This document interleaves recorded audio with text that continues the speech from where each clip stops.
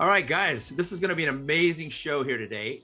Of course, we got Ron Balicki and Larry, and we're going to have some other guests I'm going to introduce shortly. But today, Diana Inosanto, my little sister, I call her, is going to be sharing some really cool things that she did on the set. So where is Magistrate Diana at anyway? I don't even see her. Where's she at, Ron?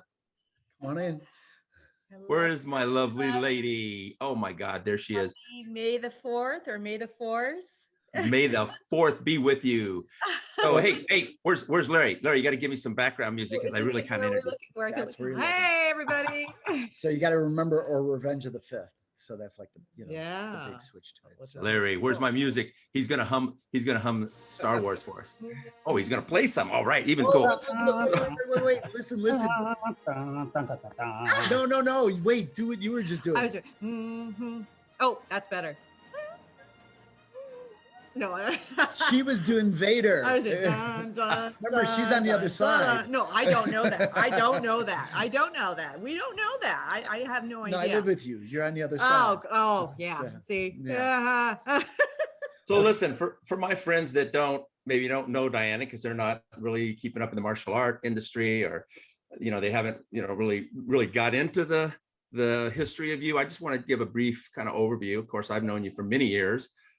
She's married to this wonderful gentleman next to her, Ron Balicki, my brother. I can't say enough about him, an amazing martial artist. And he has the biggest heart I fellow people. I mean, as a giver. And so he shared a lot of martial arts with me, of course.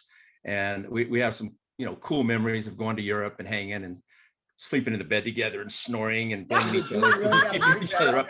It was so funny because I blamed Ron, he'd blame me snoring, and then Diana came over later and she said, right, "You guys were both snoring all night." Wait. This is sounding really weird. Dude, You better they explain don't know the seminar context. circuit. Yeah. Okay, yeah, we'll share in a bed because we were in Switzerland. There's this one bed, and when Ron and I came in, I look and go, okay, well, I never really slept with a guy before, but so we're like both kind of away from each other. And I think in the middle of the night, I kind of like I started hugging him, and he looks at me. I go, "Oh my God, what am I doing here?"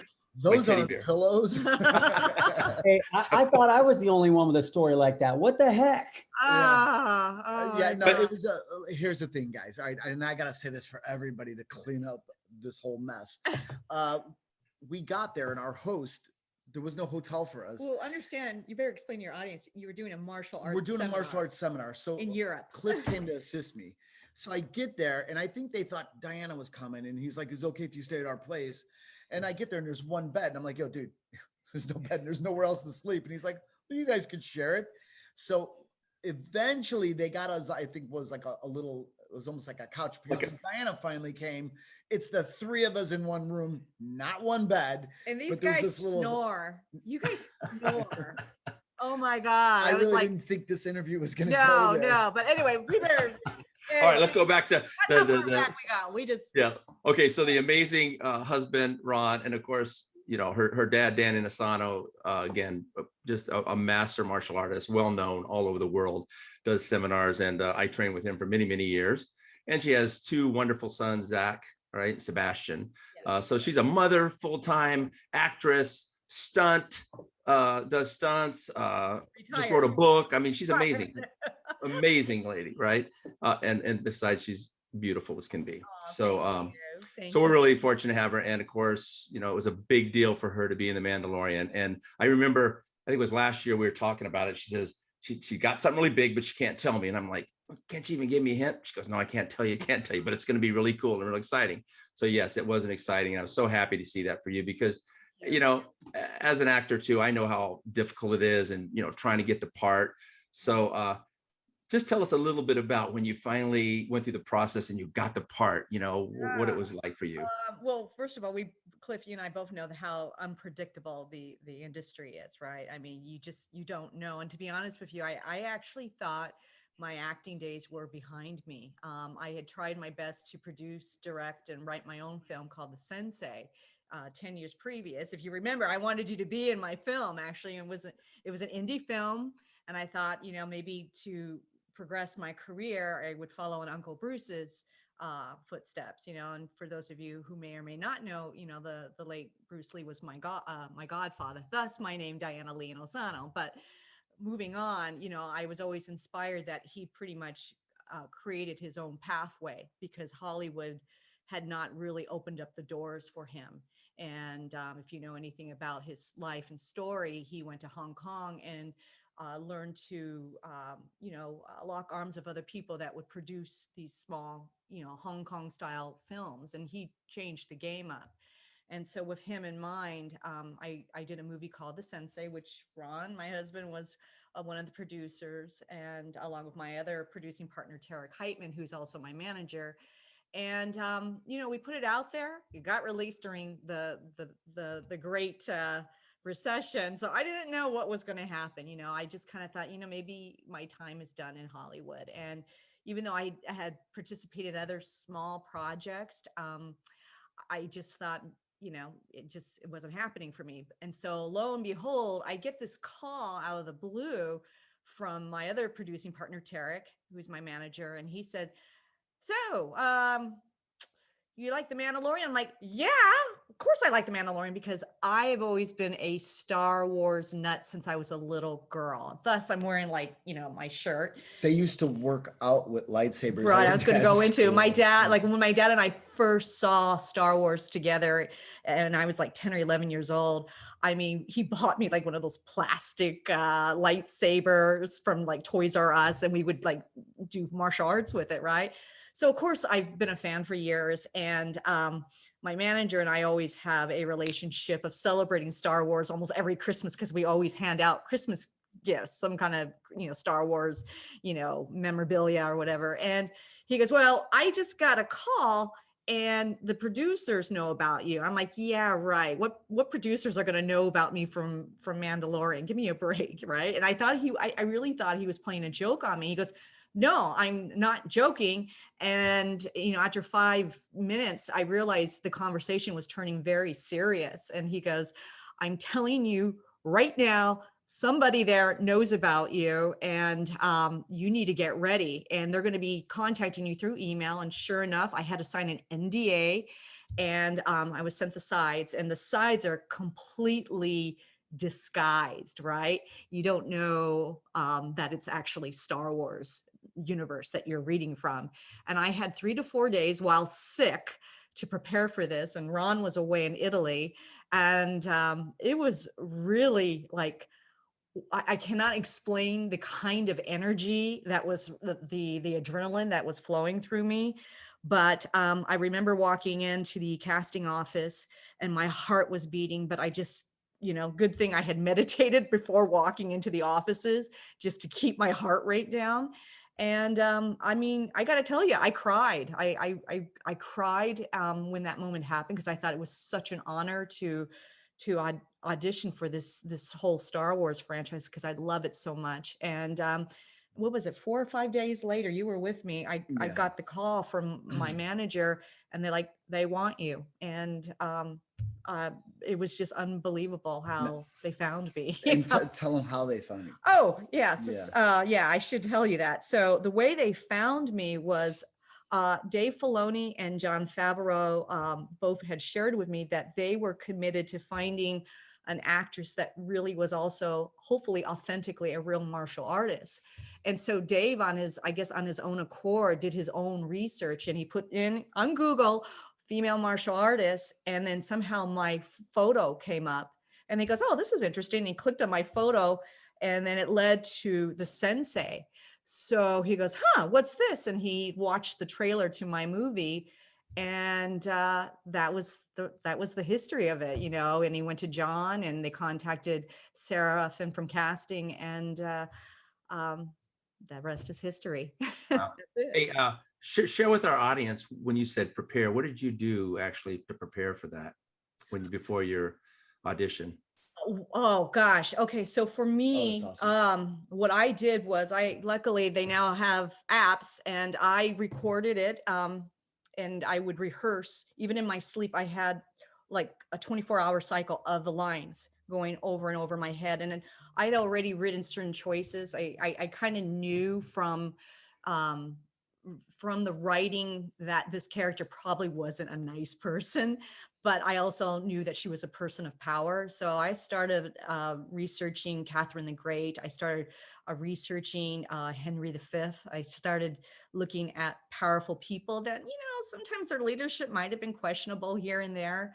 But the most beautiful thing is I got also my son who has autism, Sebastian, and also known as SG Inosanto. And I would have him read lines with me. And I knew I couldn't tell him what I was auditioning for, but the beauty is I could rehearse with him.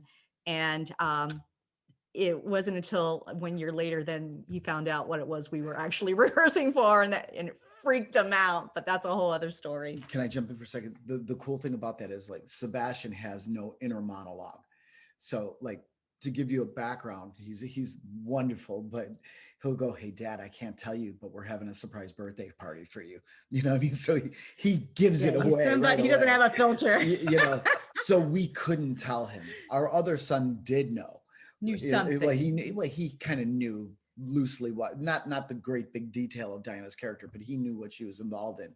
But Sebastian was totally oblivious, and we have a wonderful video. We should probably play it, for you. But his reaction to watching that TV screen and then realizing, that That's lean in, Mom. that lean in moment was really cool. But we had to keep the secret how long? A year. Over a year. It was really tough. Before we told, we didn't tell anybody. It was let the screen say it. And some of the reactions of friends and family were amazing. They were stunned. Trust me, and I'm still stunned. So yeah. It was so cool to see in there. Hey, we do have, we have questions that people submitted, and we have a video question. So Larry, do you have Mark Prater's video from Hollister, California? Do you have his queued up? Yes, sir. Give me one sec. Hi, my name is Mark Prater. I am the owner of Enterprise Academy of Martial Arts out here in Hollister, California. I also train with Guru Ron and represent the Mars Action Group in my area. My Star Wars affiliation is I'm a member of the 501st Legion. We are a worldwide Star Wars costuming charity group. We dress up as these awesome characters and help raise money for charities. So seeing Guru Diana in The Mandalorian was doubly cool for me for this reason. And my question to her is, Guru Diana, how did Morgan Elsbeth acquire the Beskar spear? Was that something that you were told by the producers and just can't tell us? Or if not, what is your personal guess? Anyways, thanks for all that you folks do. We look forward to seeing you all very soon in training. Stay safe. Oh boy, how did she acquire the spirit? I have no idea. That is a Dave Filoni question.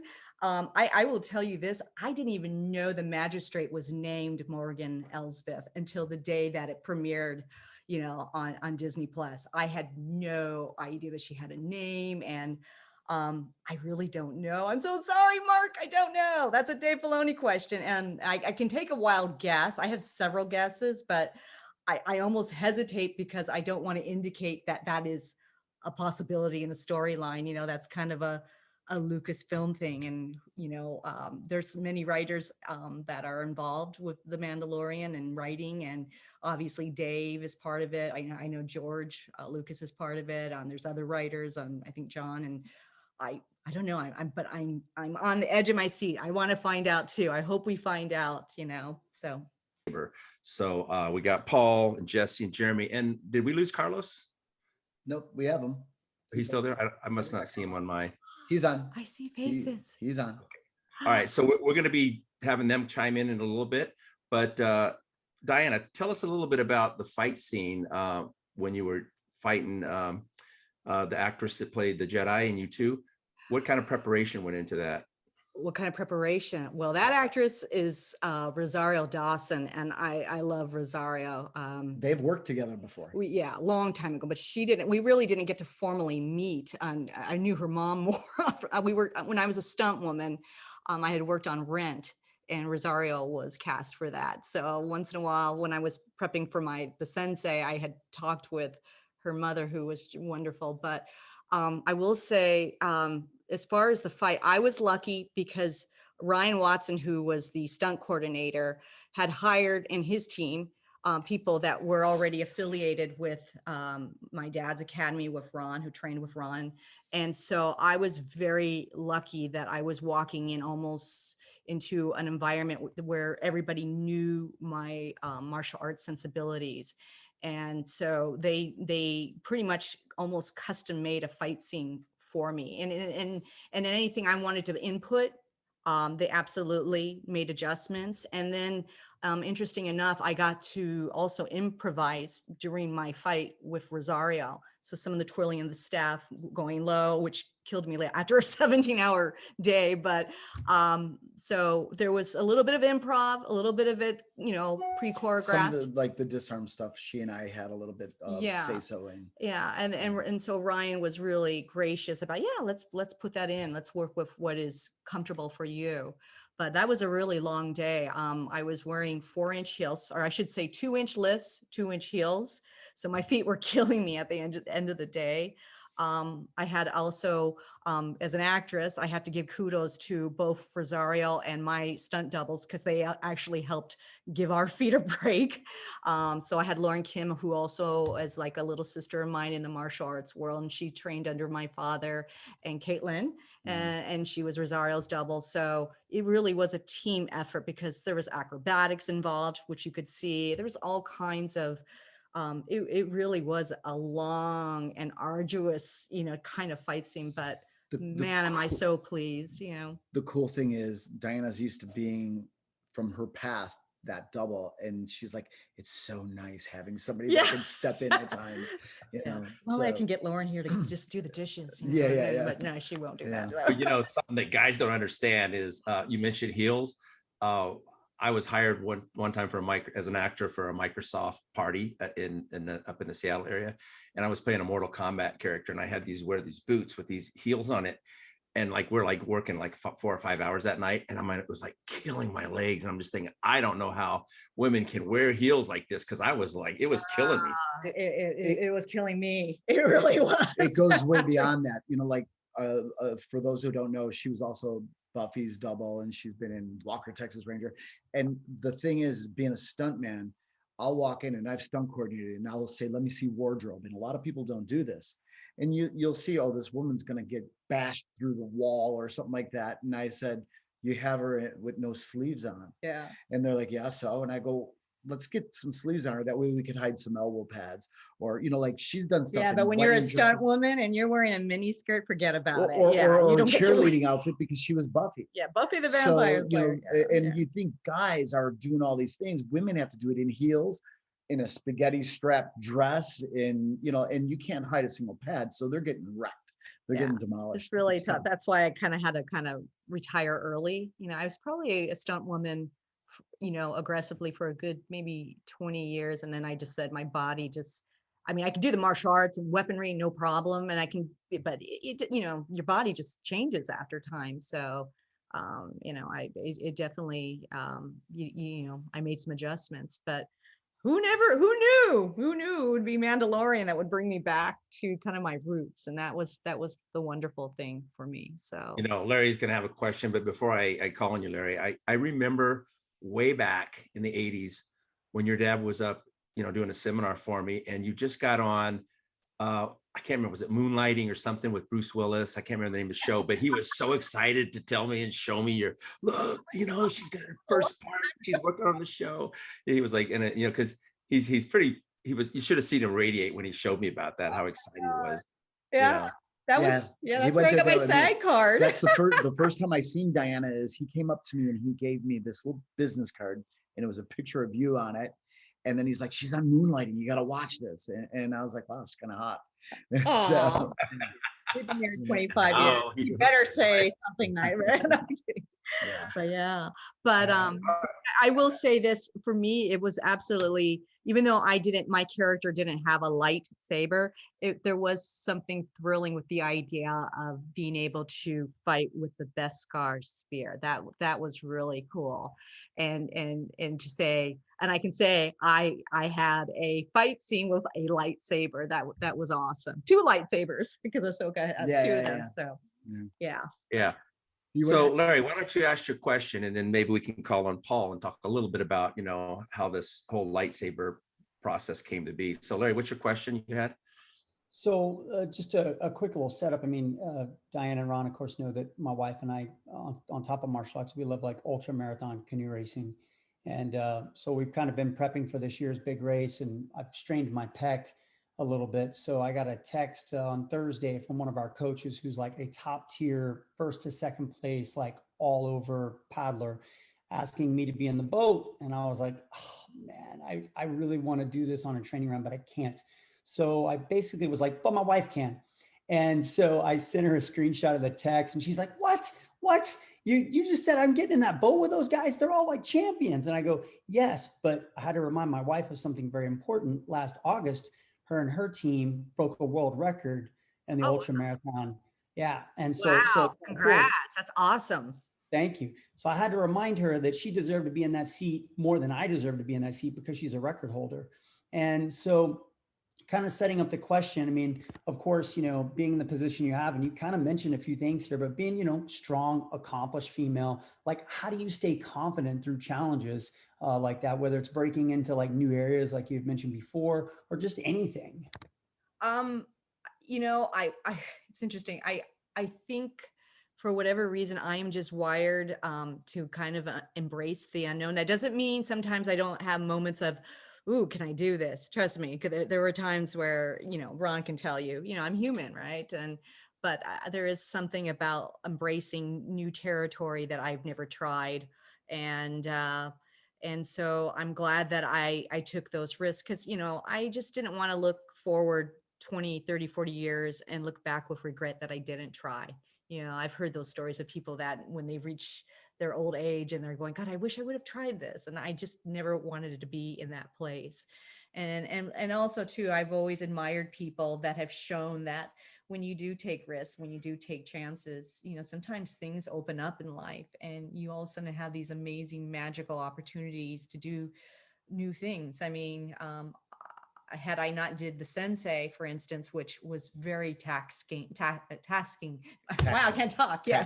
Taxing. It would have never led to Star Wars. I mean, this is one of the reasons why I wore this shirt. Never tell me the odds, because you just never know. Once in a while, sometimes life opens up, and but as far as confidence, that also comes with training and having faith in yourself too.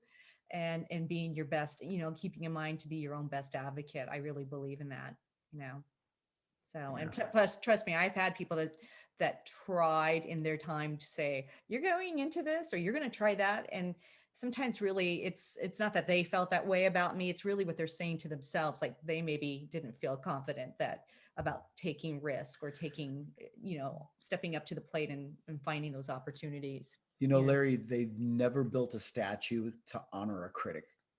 Yeah. So I hope that answers your question.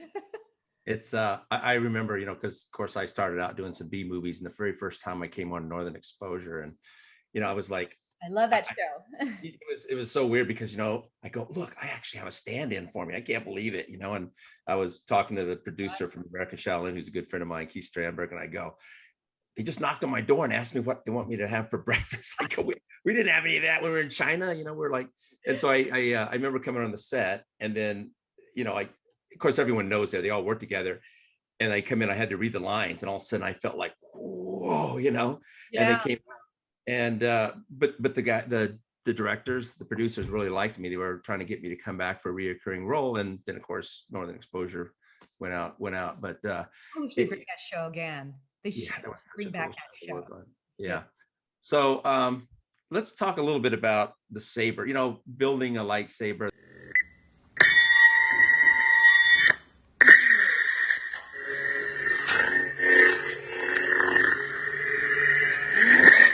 I've been expecting you.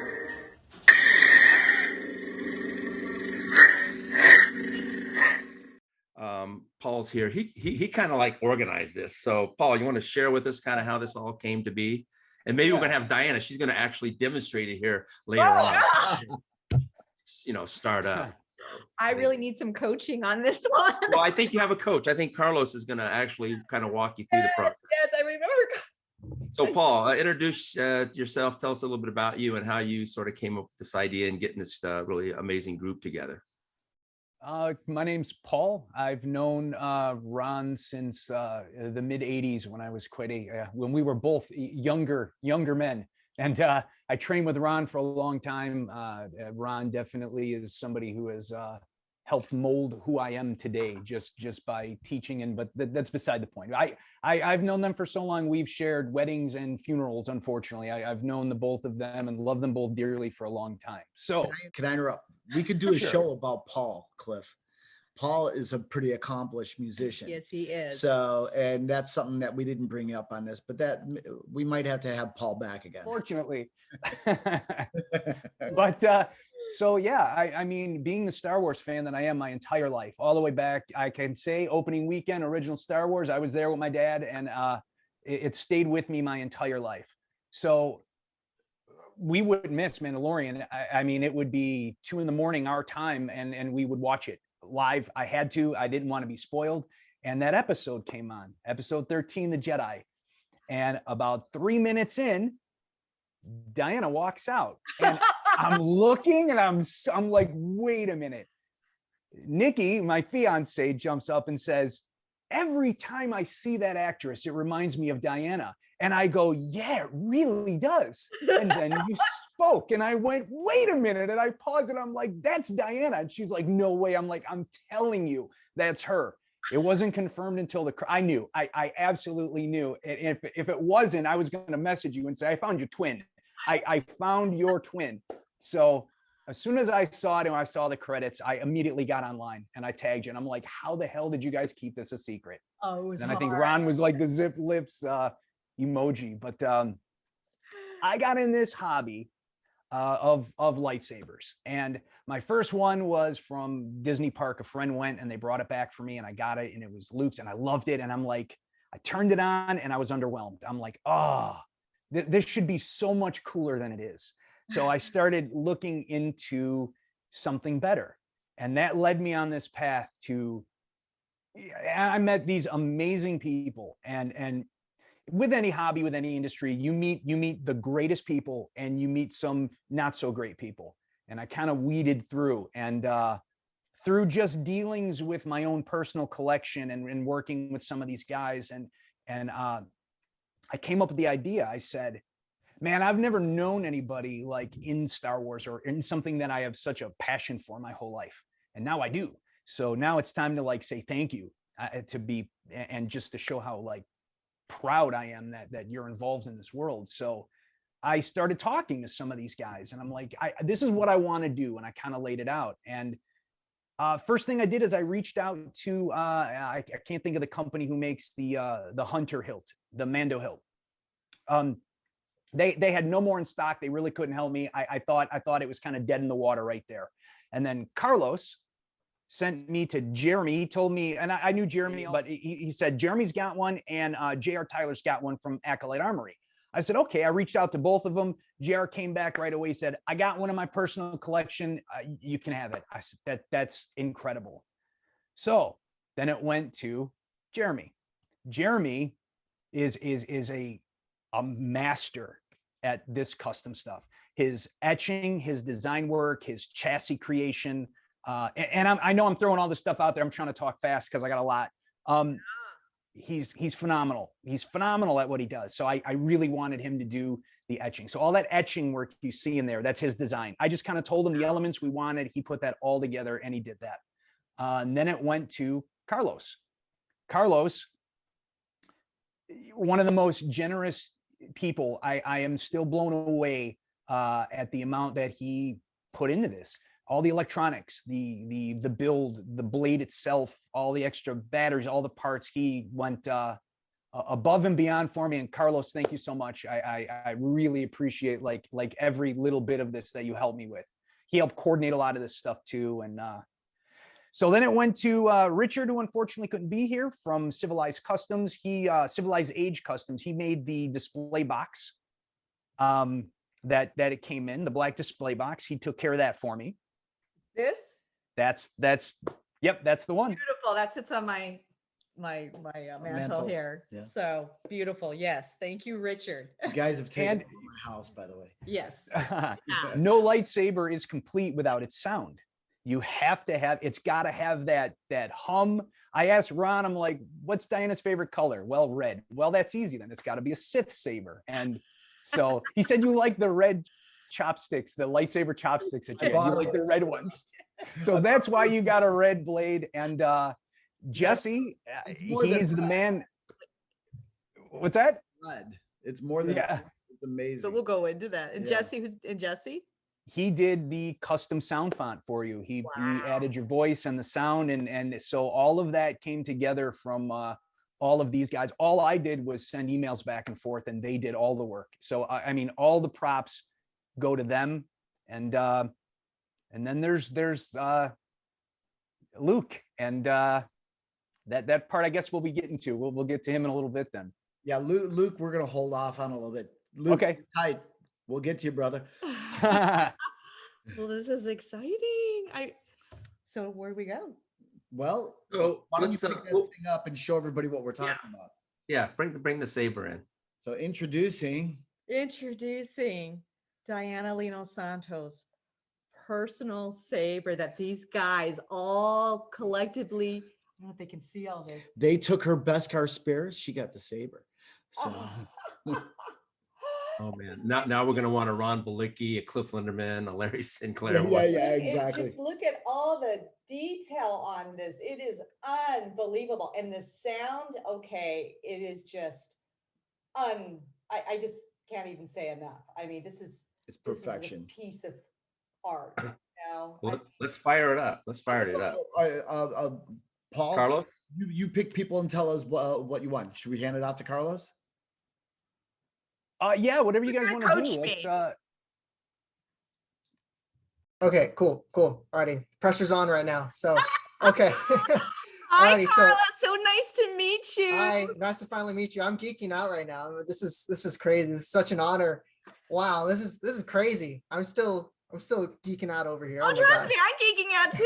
It is crazy, but crazy good. So I'm loving this. I mean, my God. So you were basically the engineer. You put this all together, built it, Well, you coordinated everybody's work. credit where it's due. Jeremy designed the 3D printed chassis for it.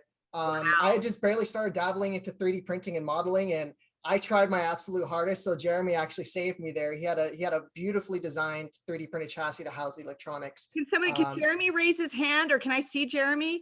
Hi, I see a man. Okay, I see his name. Okay, hi, hey Jeremy. I don't know if Larry. If you guys want to unmute, we'll shut up now and let you guys take it for a bit. Go for it. Hi, nice to meet you. Go, Jeremy. Okay, hi Jeremy. Hi, nice to meet you. And then sound was Jesse as well. Yep, that was me. Nice to meet you. I love this. Gosh, guys. And then I know that No, we're don't worry reserving about to that. get Don't worry later. about that. Okay, so Carla, so tell me, how do I do this? Okay, so I guess first question is the battery already inserted, or do you still need to insert the battery? I put the battery in. Battery's already in. Okay, then it should just be a matter of pressing the power button. And if I recall Well, correctly, there's two. They work in conjunction. So there's the black, and then there's the two golden dots. I call them. yeah. So the black one's actually just a dummy switch. It doesn't really do anything. The buttons you'd be looking for are gonna be the brass ones. Okay. So you can just go ahead and press one of them. One of them will either turn it on or change the sound font for you. Oh, perfect. Yeah. So then whichever one you just press the other one, and that'll turn on the lightsaber. Wait, and that. Turn the other way. I've been expecting you. Sorry, I'm getting excited by No, this. you're good. Okay, so wait, how do I turn the light goes on with both Don't pressing? hold it; it'll burn your hands. It's just lights. So you would just press. So the button you press that changed the sound font, just press the other one, and it's just a tap, and it'll turn on the lightsaber. Okay, this one. Oh, please. Can you see the red? I don't know. I don't know if it's showing red, but it's red. It is so red. Yeah, you Like, can see, We can see the red reflecting on you, Diana. Yes, there you Yes. go. The director. Yeah, and just swing it around, and it has a really responsive. We call it smooth swing in the hobby. It uses this small little soundboard right here, and it's a very, very popular soundboard in the hobby right now. Wow, the sound is out of this world. I that was just I try not to hit anything. There's all this equipment around us. Hit me. Hit it. This is awesome, guys. Very cool. Gosh. Yeah, I'm Okay, really so glad you like it. Yeah, it I was love a good this. collaborative Where do we go effort from between here? everybody. Let me see. Amazing. Okay, so I guess if I change on the, I press the bottom button. So yeah, so whichever button you use to turn it, so just like that. And actually that's perfect. So if you want to show people, so if you hold down the power button for 3 seconds and then release it, it'll actually play a track on the saber. Okay, on the bottom gold button, Brass button. brass Yeah. button. Okay, so 1, One, 2, two, 3, and then And then it'll release after 3 seconds. It belongs. oh, Giancarlo. I love. Yeah, so on the power, so on the power button, so hold down for 3 seconds and then release. So I think what you press is the auxiliary button, if I recall correctly. Okay, hold on. And this is funny. Hold on a second. How do I do this? And I don't. There we go. And that's the track that you would play in the background. And then you could actually turn the saber on with that same button while it's playing. Okay. Oh my God. That's our doorbell sound.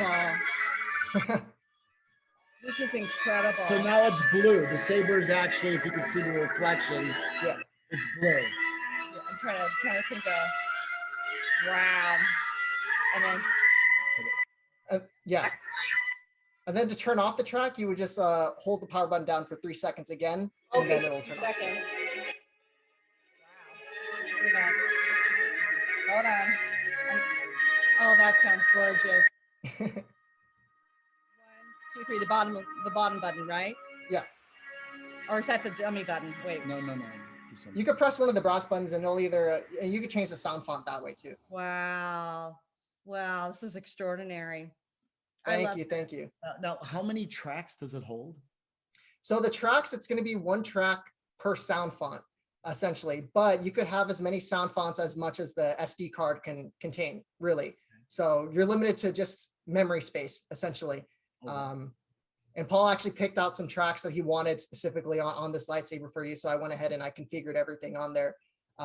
Everything from blade colors to the music that you see on the lightsaber, or you hear on the lightsaber. That was all picked out by Paul.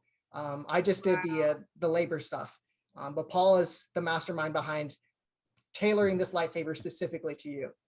So I was messing with it, and I actually heard Diana, so you threw her in there.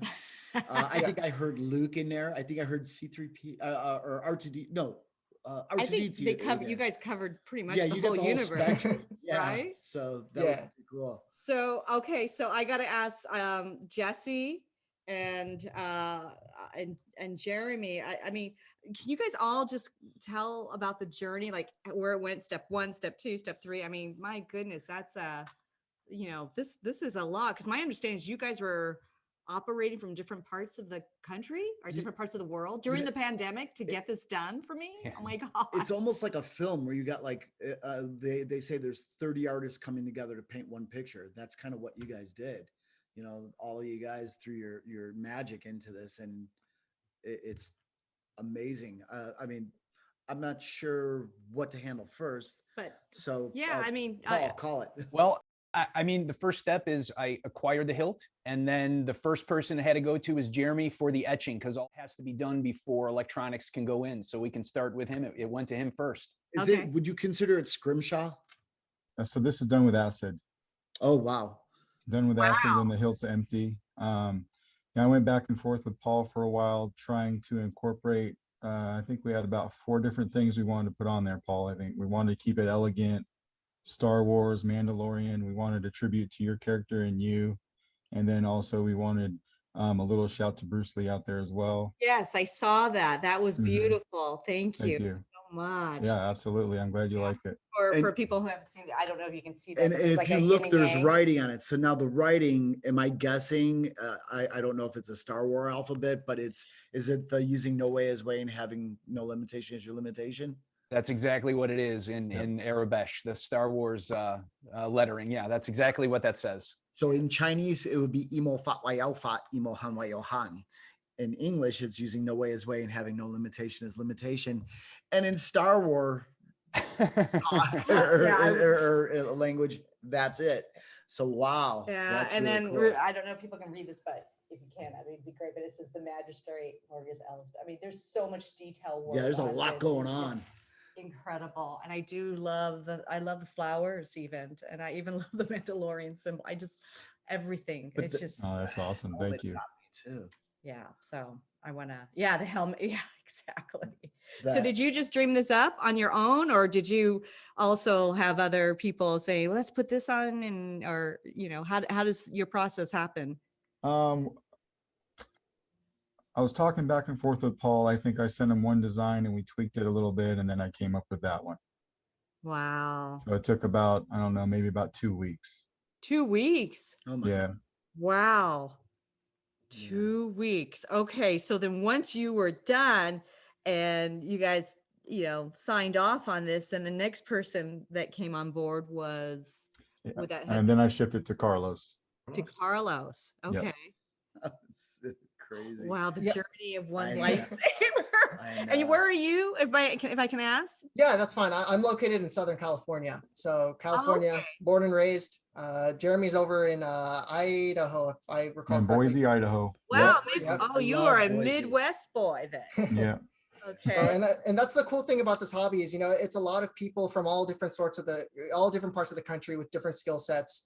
And everyone comes together and makes something really, really cool. And it's cool to just be united under the love of like lightsabers and things like that.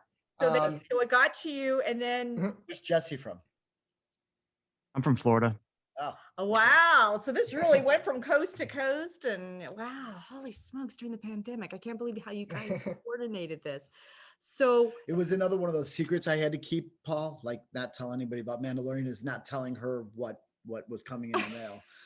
Yeah, I had to tell you. I wasn't going to say anything to you either, but I'm like, you know what? I got to let Ron. I got to tell him what's going on. I got to keep him in on this so we can coordinate things. And yeah, so yeah, it was tough. what an incredible journey. So then, all right. So Carlos, and then you had to build this. How long did your process happen for you to put this together and coordinate this?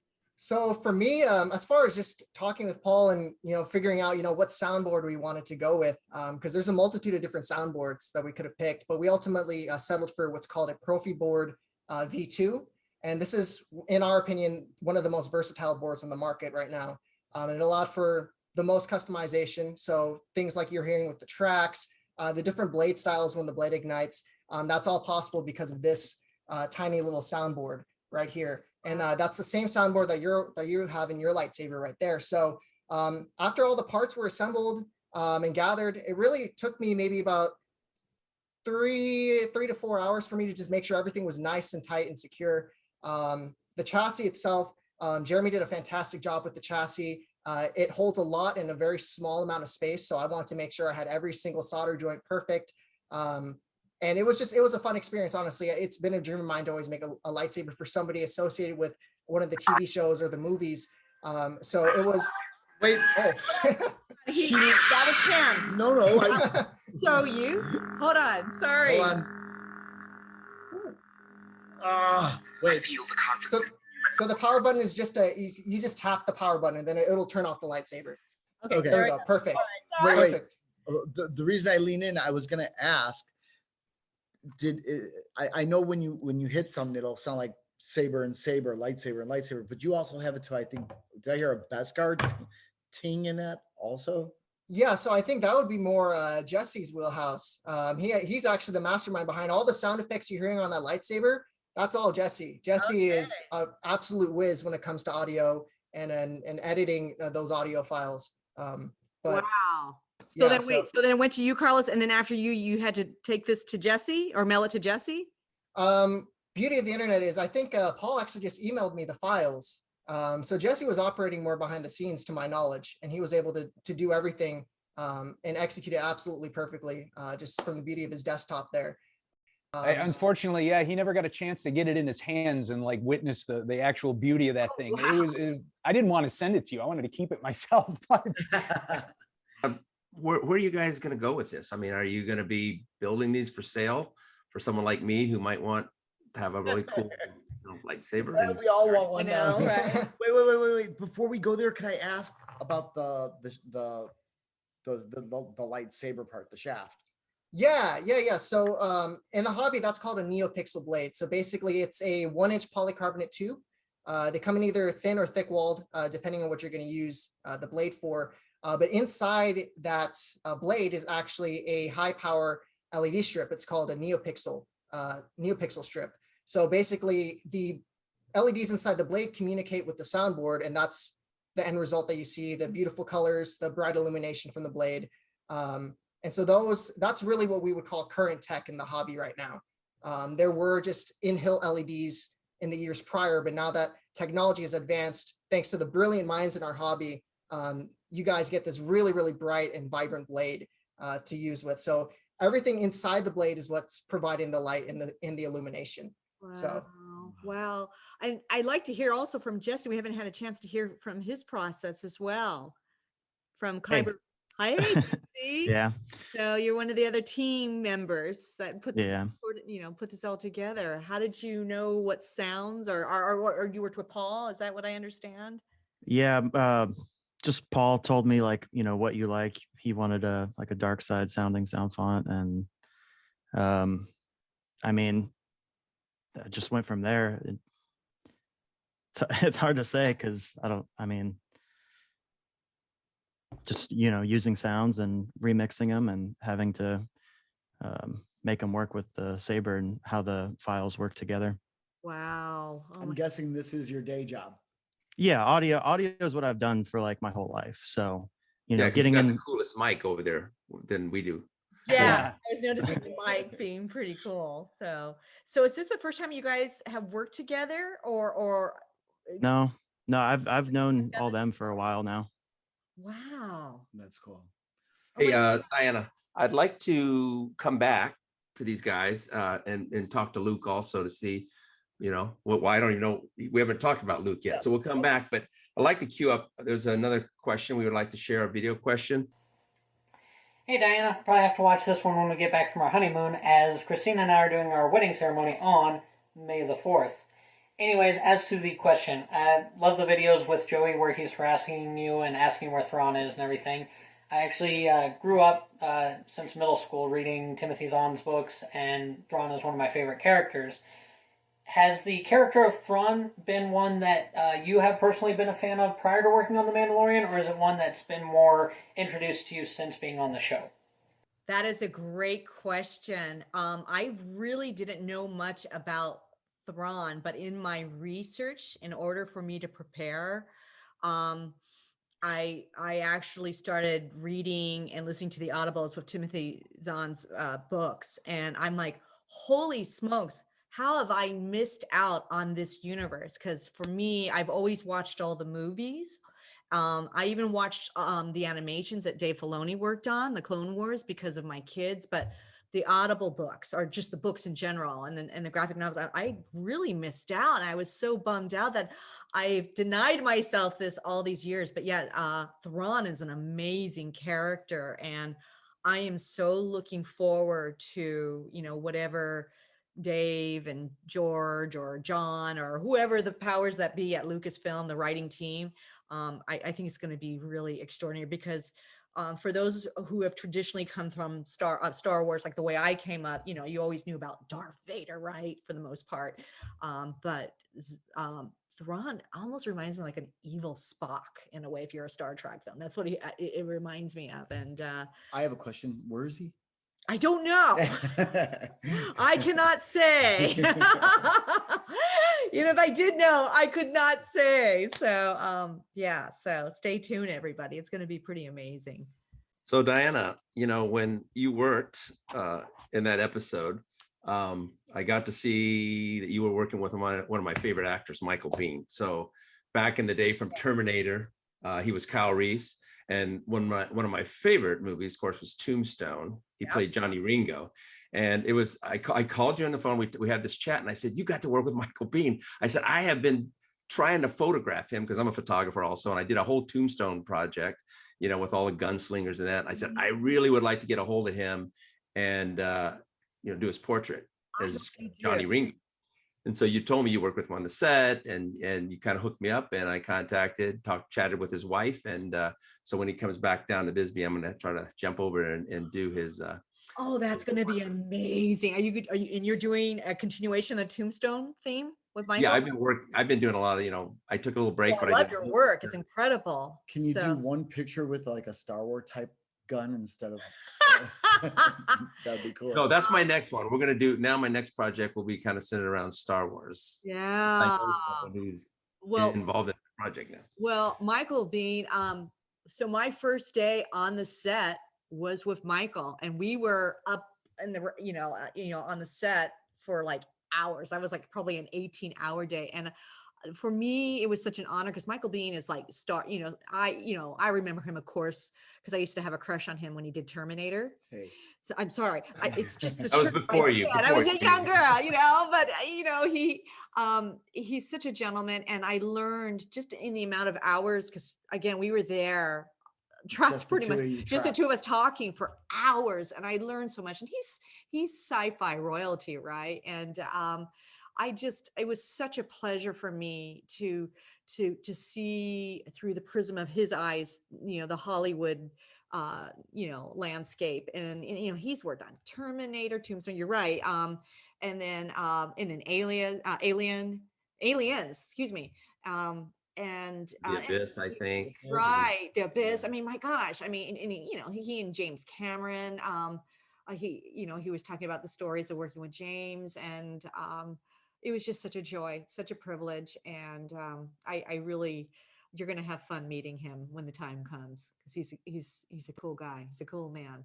And then I'll be out your way soon to do some stuff with you, some beauty portraits. Yeah. You'll have to work hard. Nah. Get the lighting right. Well, that is my specialty, lighting. I'm really good at lighting. Yes, you will. So Larry, did you have any more questions? Or do we have some questions that people sent in? Yes, sir. Yeah, we've got one of our guys here in Austin, Texas. He just wanted to know if there's a way to get a hold of an autographed copy of your book, The Curious Mind of Sebastian, for a friend of his. Oh, wow. That's really interesting that he brought that up. That is interesting. Yeah. So because of the pandemic, I've not been doing autograph, signings of the book, but it was Star Wars Autograph Universe that had provided me an opportunity to. They're basically the liaison between us and the public under Andy Look, and they're amazing. Sebastian or SG and I, we just did an autograph signing, and they've been wonderful about facilitating these autograph signed books. So I would say definitely reach out to SWAU. They're amazing. And I'm so grateful to these people. Andy and his team have been so gracious to champion this book. And for many of you who don't know, I have a son with autism, an adult son with autism, and he's been one of the driving forces to, making me try hard in life. And we wrote a book together. He did all the writing, all the illustrations, and we pretty much wrote about our story. And there's also talk that maybe we might be able to potentially develop this into an animation series. I don't know. I'm keeping my fingers crossed. The book is geared more towards like a children's book. It's to teach maybe a sibling on how their brother or others. I don't know about sibling, but yeah, or just others on how an autistic person might look at the world at that age. And I guess it's not for siblings, but just how it would be great to share with families and teachers. The thing about it is where I was going to say, a lot of schools have now picked it up, and they're starting to look at it because of Andy Look and SWAU. Yeah. So Star Wars, the Star Wars community again, steps up, comes through. Oh my God, so yeah, check it out. Was SWAU. All right. Well, let's maybe can we talk about what Luke is here for today? We really kind of haven't. Luke, you are on. Paul, you want to set it up? Yeah. So timing of this was amazing. So as soon as I started putting the saber together, JJ Industries, Luke's company, Luke and his wife, he announced that he is making a Beskar replica spear. Ooh, So you might get your spear back. I will. That, Ahsoka took my spear. I'll just go to them. Fine. And now I turn it over to them, and they can explain it to you. Not just yet. So, hi Diana, thank you very much. Hi, nice meeting you. Luke, This is hi. we've been sat here nerding out the whole time. I just have to say before we do any more, like that lightsaber is amazing. You guys absolutely killed it. So well done, you guys, because that's just fantastic. So we started basically about 10 minutes after your episode finished because I'm like, I want that. So we make replica props here in the UK. So we're over in Durham in the UK in the northeast. So it's about 12:15 here. So we're burning the midnight oil. I have family in the UK. Oh yeah, it's a lovely place. Yeah, in my years of being a martial arts teacher too, we have students there and family, and I miss it. We're there a lot. We have to come see. Awesome. Yeah, absolutely. And Durham's a lovely place to visit. It's a nice place to be. Anyway, so we in the past did our first big sort of long project. We did Captain Phasma's spear. So we did a small run of those, and they were big, long aluminium spears, basically. Wow. And so when this episode came along, all I got in my inbox from people was, "You've done it on this. Why aren't you doing this?" And I'm like, "I already started. It's gone." So after many hours of development, and we've been working pretty damn hard, we've got. Let me just. So we've got it in a custom carry case. Oh wow! So it breaks into 3 pieces. I could spotlight them. Yeah, please spotlight this. Oh my God! So more importantly, Karen, if you can pass. So this thing breaks down so it can be carried around, and the finished piece is this thing here. Awesome! Oh my God! That is incredible. So we've spent hours looking at all of the photos, all of the reference we can get to make this as accurate as we possibly can. Wow. So we were really struggling on reference on the episode just because it was so difficult to get the details of where the grooves were. And then StarWars.com gave us a fantastic gift. There's a photo of you stood on the bridge holding the spear. That's right. It's perfect because it gave us all the scaling we needed, basically. Cry. That is just amazing. Oh my So it's machined all out of solid aluminium. So I'm not sure about how the weight was on the original for you. We're quite interested in that as a question. Yeah, well, there were different spear lengths just for safety because Sure. when I was doing the fight scene with Rosario, I mean, I had to make sure they're just and then. Oh my gosh, the elements, there were all kinds of things going on. So yeah, there were kind of different variations of it for safety purposes, Yeah. And it was funny because they had actually, the team had approached me about customizing the fight scene for me. They even customized the Beskar spear for me because it was important that I knew I had the ability to what I call pull cube, and be able to have the flexibility and the agility to move the spear safely and seeing, oh my gosh, that's just incredible, guys. I mean, I've been having a cry fest from this. In fact, we'll probably be showing footage of me when I was first opening this up, and now this is so extraordinary. And so I'm quite excited to see how it fares up because you can shorten the whole thing. This entire midsection can be unthreaded, and you can thread it down to make it a short staff as well. So hopefully it's something that you can have some fun with. And yeah, I mean, this is literally the final pieces have just arrived today. We've been developing it since back in November. Otherwise, it would have been with you already. We were working with Paul to get it as quick as possible, but the scale of the project to get the details right has been really tough. Getting surface finishes to be exactly how we want them. So yeah, it's going to be winging its way to you in the next week or so. I would say it'll be on its way to you guys, and I can't wait for you to get it because when Paul got in touch with us, we were just like, this could not be more perfect. I feel a little bit wrong though. I'm returning it to the wrong person. But I mean, let's be fair. It should always be with Morgan. So Luke and Karen, you work together. You work as a couple. Yeah, Yeah. correct. So we own JJ Industries here in the UK. My wife works full time in this business, and I'm actually a senior engineer for Siemens in my day job. So I design things for substations and power networks in my regular time. This is like, I want to make this my full time, but at the moment we're just trying to make things as high quality as we can to feed the community, really. You know, and the community have been really supportive of everything we've made, and this has been, you know, no exception to that. What's Wow. your website or social media if people want to find out? You can find us on Facebook on JJ Industries UK, or we have a web store which is store.jjindustries.co.uk. And this spear at the moment, the final day for pre-order is actually May the 4th. So at that point, the price goes up a little bit because we wanted a cheaper price so that people could, you know, we could say thank you, because people have had to wait a long time for these. Some people have been waiting since November, and I know Paul reached out to us like before Christmas, and he's like, is it coming now? I'm like, I'm sorry, it's not quite ready.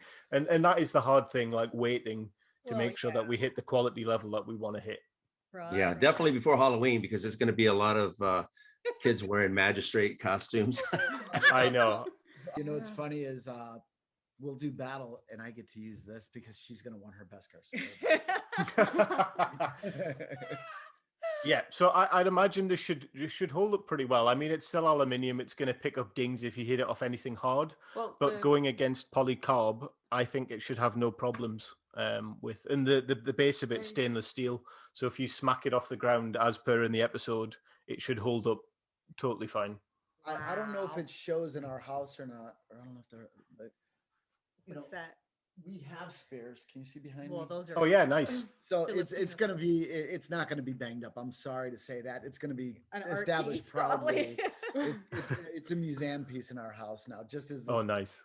you know, we're pretty protective over this because we've had a couple people, and I'm like, don't touch it. Yeah. You know what I mean? Like, wait. Yeah. And we appreciate that, absolutely. Yeah. Yeah, I can't wait for you to get this. This is Oh, I like, can't wait All right, either. now, and thank you for Paul for making that connection. It means the world to us. I thank you for all you guys for everything that you do and create, and it makes people like, you know, who are passionate about the universe. It gives us a piece of the universe that you can't get, and because you love it as much as we do, you know the qualities and everything, and it's perfect, and it's exactly the way it should be, and that's what we appreciate, the work that you guys put into this stuff. Oh my gosh. I have a question. I get to ask a question. So to all of you, all right. So I'm trying to think, what was the first storyline that just made you hooked onto the Star Wars universe? When was that moment for you? So I guess Ooh. so think Oh, carefully, that's a good question. you know. This is like Sophie's choice. That's a hard Yeah. question. Like, You can have a first place and a second place. So well, can I ask a question that before the preceding it? Did you start off with the Luca? Was it episode 3 or whatever? The first one that came out? Is that your first viewing of it? I think my first one was Empire Strikes Back, because they were rebroadcasting the films here in the UK when I was growing up, because I was born in 1987. So in the sort of mid 90s, they were starting to rebroadcast those films again. So for me, Empire was the first film I saw for Star Wars, because we went to the cinema and they had some promotional stormtroopers there, and like lo and behold, like because we're also members of the 501st. I saw some of the questions were about that. wow, 501st is everywhere. We Holy we are legion. We are many. Are you troopers or are you something else? Everybody's got. Kylo Ren, Boba Fett, and my wife is Captain Phasma and also Mara to Jade, yeah. actually, which Oh. has a lovely link. You know, we know Boba Fett. Oh yeah. Yeah, we worked on barbed wire, and he actually breaks my neck and he beats my wife up. that was Oh, you mean Tamura? Yeah, Laura, we're- Tamara. yeah, we- Oh, very nice. I trained him for it for months. So Yeah. we got really close, and he's an amazing. Have you ever seen his first work? Once We're Warriors. No. It's a I'll have to check beautiful that out. Go well worth check it. it No, out. we've never had the chance to meet Tamura Morrison yet. We met Jeremy Bullock, obviously rest his soul. was, You know, he passed recently, but Yeah, we haven't had a sadly. chance to meet Tamura yet. One day, we're crossing our fingers. Yeah, he's a great, He's great brilliant. man. So, Yeah. all right, Paul, what was your first inspiration? Like I said, back in 1977, my father took me opening weekend to see Star Wars. I was absolutely hooked from that moment as a 6-year-old kid. I had to wait a little while for the toys because they didn't come out right away. Yeah. So it was when they finally came out, and my first figures were R2, and then I had to get 3PO with them, and then it went from there. But for me, Luke Skywalker character and that sense of hope, and it's always about hope. There's something better. There's something better in the universe, and you can do right. And it's that storyline really stuck with me, and it drew me in. And I love everything about the universe, but it's that hope that Luke always had.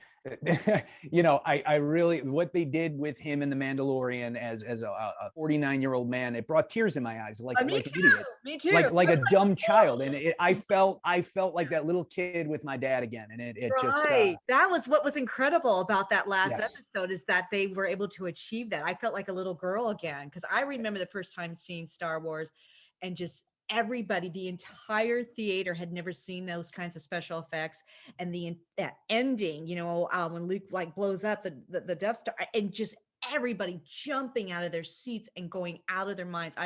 To this day, I have never experienced that in an audience. So it's amazing. And it's the lightsaber. The lightsaber drew me in as a kid, and it still draws me in now. And that's why I collect like much more expensive things than I really should. What about the rest of the team? Jeremy, you're next. You got to tell us. You know, I think what did it for me was the first time Luke fired up that Graflex. I mean, I was hooked. Yeah. Yeah. That was it. I always thought that was really cool, and I almost wanted more of it. You know, Yep. Thought it was pretty awesome. Yeah. Let's see, Jesse. Man, that's tough. Well, I was born in '93, so I was like very young when like Phantom Menace came out. So I think that was probably the first one that I saw, because I remember having it on a VHS and annoying my parents with it, playing it over and over and over and over and over. But it was definitely my father that got me into Star Wars. So yeah, I think it's hard to say, because I've just always had it growing up. So I've just always, it's one of those things I've always liked. You were the next generation for that. He's the New Hope. Yeah. But the Phantom Menace, no, but that's the next No, it was trilogy. one of the episode is the New Hope. I was making a pun. Oh, okay. And Carlos. Yeah, so for me, I have very, very vivid memories, and I'm about to take you guys on a little time travel trip of Hollywood Video, going into those movie rental stores, and every single chance that I could get, if the Star Wars movies were there, I would rent them out. That kind of sparked my whole love for Star Wars. But if I got to pick a storyline, if I'm being honest, it didn't come from the movies. There was a video game titled The Force Unleashed. It was released by Lucasfilm a while back, and it followed the story of Darth Vader's secret apprentice. And for me, what really captivated me about that storyline is that we grow up thinking Star Wars is black and white, good versus evil, but you have this really complex character that's struggling to find who he is. He's struggling to find, do I fight for what's right, or do I fight for what I've been told is right? So for me, just that storyline in itself showed me that there's a whole level of complexity to the Star Wars storyline that most people don't even know about, because some people just stick strictly to the movies. So for me, that whole Galen Merrick storyline is what really, really caught my attention and basically fueled my love for Star Wars. And obviously the movies and the shows like The Mandalorian, of course, but if I had to pick one, it would probably be that storyline. Wow, that's amazing. It's always interesting. And then there's a generation raised on the animation, and that's how they came to love Ahsoka's character, and I knew how important she was to the universe, But yeah, it's interesting that you bring up the complexities of characters, and I think that's one of the things when we were talking about Timothy Zahn's book, there's in the universe, Luke Skywalker's wife, or that would be, I'm blanking out on her name. The love interest to Luke Skywalker that was never addressed. Mara Jade. Yes, Mara Jade. He's a complicated character, right? Almost like in that Game of Thrones kind of way. And so, So the universe is amazing in that way. So Cliff and Larry. Well, being from one of the old timers way back, when most of you weren't even born yet. But I just thought when Lucas came out, tying it in, the special effects, the sound, it was just like, remember just blown away of, oh my God, the sound quality and the special effects, because before that everything was so cheesy. If you look back at some of the Star Trek series that we grew up on, you look at it now and look at the special effects and you're like, oh my God, how did we even believe that way back then? And then I know, but then, when Star Wars came out, you're like, oh my God, you're just like, where did they come up with this? And the characters was amazing. So, and it's still, it's amazing how from way back and currently, and here we are in 2021, it's still just such a popular thing for nominated for Best Picture when Star Wars came out. That was the other thing that broke ground, being nominated for an Oscar, a sci-fi film. I was like, wow, that's a first, so that's how incredible it was. So yeah. So Larry. See how she took over this interview? Oh, I'm sorry. It's the magistrate in me. So I got a lot of fond memories. I remember I was born in 75, so I think I got to see Empire in the theater. I remember it was just a big thing for my dad and I to go do. I remember we'd watch, a movie back then over and over and over again. I think like in one weekend, we probably watched, Star Wars, I don't know, but back to back. You go to the bathroom, get some more snacks, and then you're watching it again. And waiting in line forever to get in. I remember waiting in line forever to get Return of the Jedi's like movie poster, like legit just cool stuff back then that the in-house theaters here would do, which was really cool. But man, that Empire dramatic, like, mother-son relationship that came out. Yep. And it was great. my dad was kind of a rough character and he had about that much patience, right? So I think he could flip the switch and be Darth Vader in a nanosecond, you know what I mean? So when he said, Luke, I'm your father, I said, oh yeah, he's teaching some hard lessons. My dad taught me those hard lessons too, but there was a lot of bonding to it and it was just a lot of fun, Yeah, that was an amazing episode. An amazing film in itself, so. And Derek? I want to pick things, but I'm kind of with Jeremy, when I seen, because I think that's the first real showing of the saber, wasn't it? So I seen that thing pop on and I went, oh, this is too cool. And me, I'm always been since a little boy, a martial art nut, and swords were my thing. And then I seen that thing pop out and it just hooked me. It grabbed me. And it was like, I needed more. Yeah. So yeah. That magic Sounds like Ron needs a Graflex. Well, guys, as we're kind of winding down and wrapping up, if we could maybe, you want to share some of your social media, anything you want to do a shout out. I guess we can start with Paul. How could others get this? Yep, if you can go into that. I'll let those guys give out their information and then I'll just I'll wrap up what they say, I guess. Okay, Jesse, you want to start with you? Sure. Just search Kyberphonic anywhere and you'll find all the sound that I work on. Is your primary, do you do film? Do you do music? What's your? Yeah, music mostly, but okay. Sound effects and just a little bit of everything, anything audio wise. Have you ever done Foley or any stuff like that? Yeah, I do have experience with recording and stuff like that, using the real world sounds that they used to get the original sounds in the movies, like synthesizers and airbags and dry ice and all that stuff. So it's a lot of fun. Cool. Awesome. Yeah. Keep Jeremy. His number, Ron. Keep his information. You might be able to use him my wheels are already spinning. See, there you go. Jeremy. So I'm on Facebook and YouTube and Instagram under Solo Sabers LLC. Solar Sabers LLC. Okay. Yep. Okay, anything else you want to shout out to, or? I think Carla. Your name's not Amanda. Okay. No, it's not. That's my wife. I don't know why that's up there. So your emphasis, your day job is it just making this stuff, or are you doing other type weapons, stuff like that? Yeah, this is my full-time job now. I started doing this full-time about 9 months ago. That's awesome. Wow, that's amazing. Yeah. Wow, that's incredible. Nice to finally get there where you want to be, right? Yeah, it's cool. Yeah. Carlos. So my pages are on Instagram. I'm slowly starting to upload videos onto YouTube, but Facebook is really where I have most of my following. So I can be found at Kessel Custom Sabers on Facebook and on Instagram and on YouTube as well. So if you How have do you any, spell that? so it's going to be Kessel. So as in like the Kessel Run from like Star Wars. So Oh, yeah. Kessel and Custom Sabers. So those will be my Your social shirt. media. On your shirt right there. Yeah, right there. Ah, See? okay. I don't know if it's showing up on camera, but yeah, courtesy of Paul, actually. So thank you, Paul. Nice. I love Okay, it. so And then Luke and Luke and Karen. Oh yeah. Yeah. we- So yeah, we're JJ Industries UK. You can find us at store.jjindustries.co.uk or on Facebook, JJ Industries UK. Now, I actually want to talk to you too. Now, Sure. Can you fabricate pretty much any weapon we're asking? So my expertise in particular is machining in or production of metals, mainly. I don't so much do things in wood, but I can certainly design anything. I mean, my engineering is definitely my passion, and doing to make these kinds of things. It's an art engineering balance. So yeah, absolutely. I hope I just hope I get to see you guys at the one of the Comic Cons. I hope so. When this, Yeah.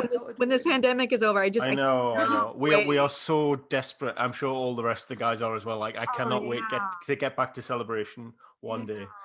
Yeah. Awesome. Well, that's amazing. All But right. thank you so much for having us here, guys. It really means a lot to us. Yes. That was This is Thank brilliant. you for sharing. This has been great listening to what you guys have been doing and putting together. I mean, again, not being in touch with each other, but to do this through the phone, through video conferencing, through the internet, that's just an amazing task. The things that we can do now, even though we're not that close. So I guess a couple of things we want to talk about, and Wait, you know, let me jump in one more real quick if I could. I'm sorry. I just go ahead. wanted to say one more time, Diana and Ron, I love you guys. You know that. I'm so proud of you, Diana. Thank you so thank much you. for being a part of something that we love so much. Thank you.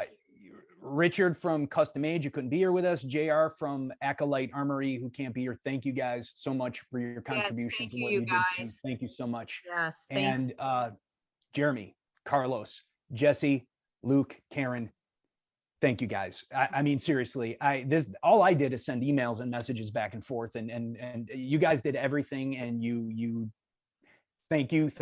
You are all the best in this business, and I hope you just skyrocket and keep growing, because there's nobody better right now.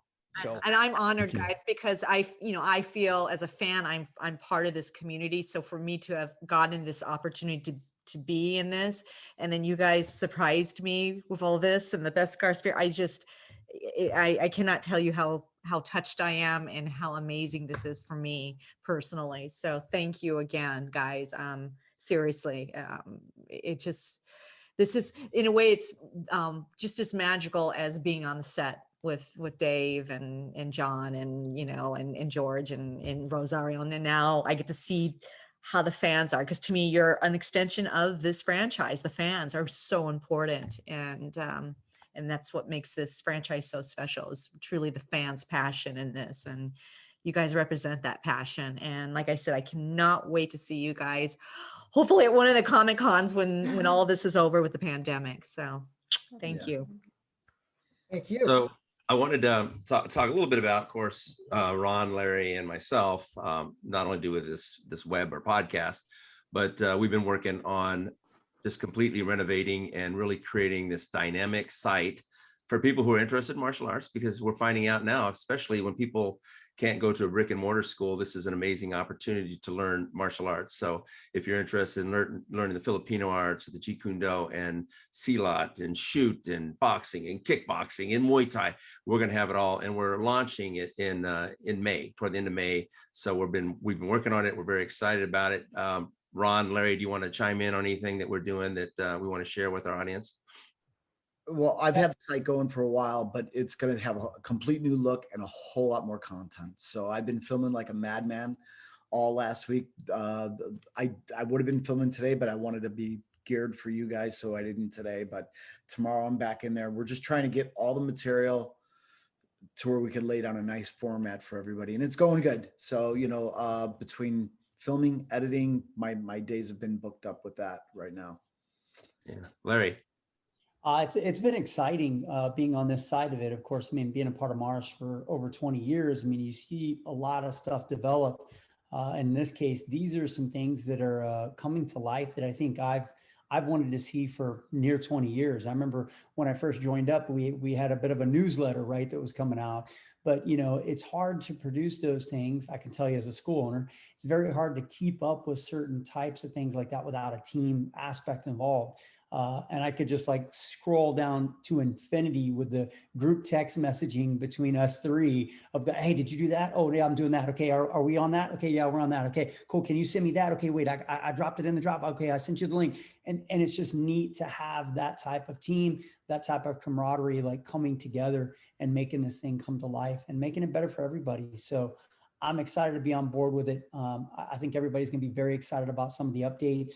And like we've mentioned before on the podcast and in other things, we're slowly dripping into all these different things, which is neat. And I think you're going to be well supplied with things that you guys can do, whether you're training at home by yourself or whether you're training with a partner or in a full school.